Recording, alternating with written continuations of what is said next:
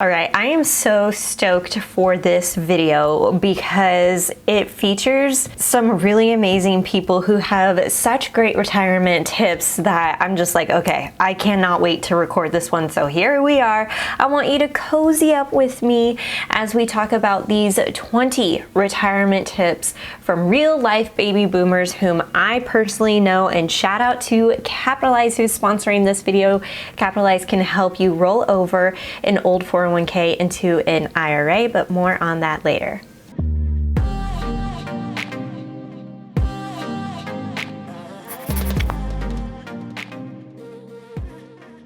Hey guys, it's Justine with Debt Free Millennials, the channel to help you crush your debt and live payment free.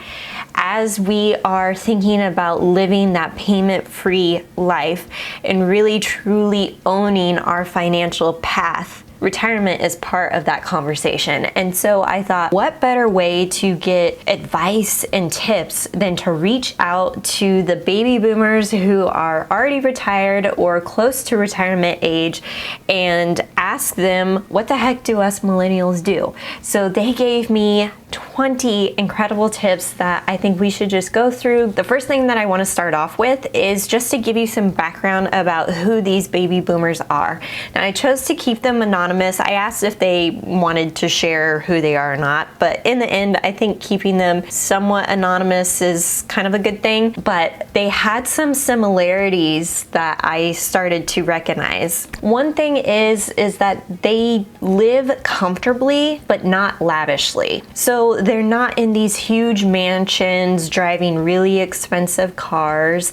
They live comfortably. They like to vacation in places like national parks, going to the beach, or all-inclusive resorts. They really like spending time with their grandkids and hopefully their kids. I may be one of them. Okay, that may have given away some of the advice. So yes, I did reach out to my parents, but they had really great advice too. So all of these people are also married, still married, and they all have kids.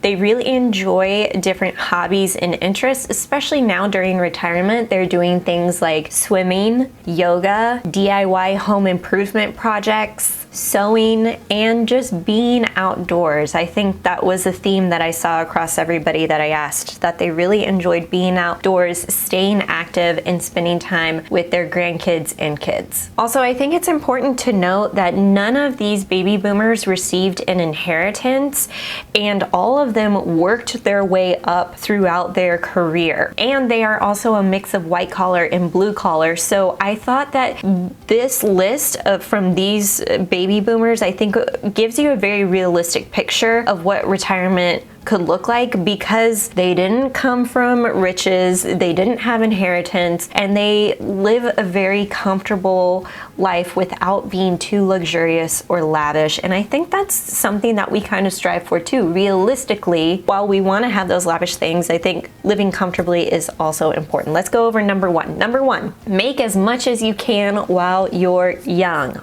Make that money. Number two, watch your investments. And I think this tip means make sure you're actively looking at your retirement balances, see what you're invested in, what fees there are, etc. Make sure that you are checking in on those investments often. Number three is to spend wisely and thinking about your future in more than just next year or the next 5 years. Think farther and longer term than that. Think beyond 10 years, think 15, 20, 30 years. And you know, as we are getting older, we're probably going to be living longer as technology and healthcare gets better. So think about the long term. Number four, you're never too young to start retirement. And I love this tip. Okay, so the story is this baby boomer was 19 years old and they didn't know the difference between a savings account and a stock. They just knew they needed to invest and save. So they had a really good HR person with their employer, and because of that learning, and they had an employer match through their 401k program, they were able to build up their 401k account balance. after 20 years of contributing to that 401k, they had more than $350,000. And now 20 years later, by just simply leaving that account alone and not even tapping into it, there's close to $500,000 in this account. Number 5, unions can also make for good retirement accounts. Union benefits for union workers can actually go a long way. And this person said that they took their annuity and rolled it over into an IRA along with an old 401k that they had, plus pension benefits that they received as a union member. Number 6, health insurance is expensive, so find a plan that fits your budget. We all know as we get older, we're probably going to lean on health insurance and be going to the doctor more often, so this can only just get more expensive as we get older. So I think that's a really good tip, because not only are we thinking about retirement in terms of how much money, we're also thinking about how much care. Number 7, live within your budget. Amen. Number 8, use cash versus credit cards. And they also mention that using cash over credit cards should be something that's taught in school. And I would also add to that how to use credit cards responsibly. Had we known about this stuff early on in high school and college, I think we would see a lot less people in credit card debt. Number 9, never put your eggs in one basket. Don't put all of your savings or all the money in your 401k into a single source or maybe even a single fund. You risk losing everything. So diversify your investments is the way to go. And let me back up, because I know I said single fund, and there are index funds that I primarily invest in, which would, I guess, technically be considered a single fund. But keep in mind, when you invest in something like an index fund, that single fund is diversified because it has stock in multiple companies within that given index, such as the S&P 500 index fund invests in every single company that's listed on the S&P 500. So take that with a grain of salt, but I see where this tip is so great, because you don't want to put everything into one stock or a single source. Diversifying your investments is great.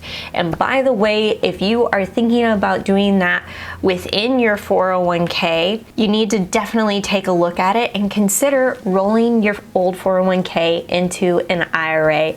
Let me tell you a little bit more about that.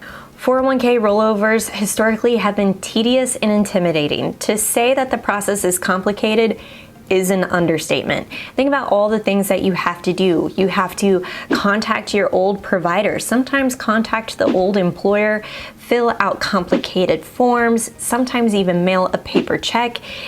It's a mess. That's where Capitalize comes in. Capitalize is an independent platform, so independent of any type of brokerage firm or investment company, who helps you roll over your old 401k into an IRA for free. With Capitalize, you can let the experts do all the heavy lifting, easily compare your rollover options, do everything mostly online, and it's free. So why would you want to roll over an old 401k? Perhaps you don't want to leave it with an old employer. Plus, that old 401k plan could have really high fees and limited choices on what you can invest in. Don't know where your old 401k is located? Capitalize uses proprietary technology to locate 75% of the 80 million 401k accounts in the US. Now, Capitalize may make a referral fee based off of the IRA that you might choose that's listed on their website, but the choice is totally up to you. Look, there are 24 million forgotten 401k accounts that add up to $1.35 trillion. That's so much money.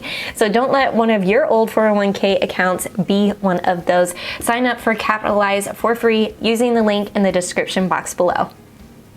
Okay, let's get back into this list. Number 10, if you're fortunate enough to get stock options through your work, you can sell them and diversify the investment when it's right. that's great advice, because then you can track your company's performance, see if those stock options are going up or down, maybe diversifying that when the time is right, especially as you get more and more closer to retirement age. Okay, number 11, real estate investments build wealth. So keep this in mind. As you build equity, sell when the time is right, and you can step up into other home investments. Remember to pay cash for your retirement home though. The goal here is to enter retirement debt-free. Yes, absolutely. And I would even say become debt-free before you retire, but absolutely, once you get to that retirement age, you want to be able to pay cash for a house and not have a mortgage payment. Then you could use that money on things that you really value and truly love in retirement. Okay, number 12, don't plan on Social Security income when you retire. AKA millennials, we're out of luck. But this comment says, sorry Charlie, this boomer is taking their Social Security money early, and I get it. Actually, if you check out my friend Chris Browning's podcast called the Popcorn Finance Podcast, he has a whole series on how Social Security is running out of money because more money is going out than coming in to this type of account, and thus the government needs to do something about it. It was a really fascinating listen. I will link to his podcast below so you can check that out. Number 13, take advantage of free consultations through your 401k plan. So oftentimes you may hear of HR sending out an announcement that says your financial advisor from our 401k plan is here to help you set up a time slot, and they can help you go over your investments and see exactly where you need to be. If this is a free service for you that your employer is providing, take advantage of it. It's always nice to have a third party take a look at your account and just say, hey, yeah, I think you're in the right portfolio, or hey, I think you need to diversify a little bit more or scale back depending on where you're at with your investing journey. Number 14, max out your 401k at every opportunity. For the year 2022, your max contribution into your 401k is $20,500. Number 15, don't spend your bonus. Honestly, I saw this one, I was like, God, that would be hard for me. That would be really hard for me. But I think there could be a way that you could take that bonus money and say, okay, I'm going to save 80% of it and put it into my retirement account, and then I'm going to take 20% of it and blow it on whatever I want because it's a bonus. But I love the idea of taking extra income and making it meaningful. Think about all the ways that you could take that extra money and grow it instead of spending it. I really think that's a great tip. Number 16, start a retirement fund separate from your 401k, such as a Roth IRA. Now, if you meet the income limits for a Roth IRA, this is hands down a no-brainer, especially if you make a modest income. I think it starts phasing out at less than $200,000. If you make less than that, a Roth IRA is a way to go, because the money that you put into a Roth IRA is taxed up front, and when you go to withdraw that money during retirement, it's tax-free. Now, the max contribution limits for a Roth IRA is $6,000, which is why in the order of hierarchy, you might want to hit up a 401k first, because you can put more money into it, and then hit up your Roth IRA next. Number 17, high risks equal higher returns in your 401k plan. So think about that with conservative funds like bonds versus more aggressive funds like stocks. And so if you have time on your side, which I think for millennials, we definitely do, we are still in that growth stage. We really want to maximize that growth. And so putting it into a higher risk account or a higher risk fund might be worth it. Now, keep in mind, as I'm going through this list, I want to make it a point here that I am not a financial advisor. I'm not a certified financial planner. So these tips and what I'm telling you should come from an educational standpoint only. If you have questions about taxes or your investments, please consult with a professional who can help you make the right choice and keep learning about these things. Number 18, start saving today. I think a lot of these tips kind of blend together because what I'm gathering from this list is start early, start often, start today.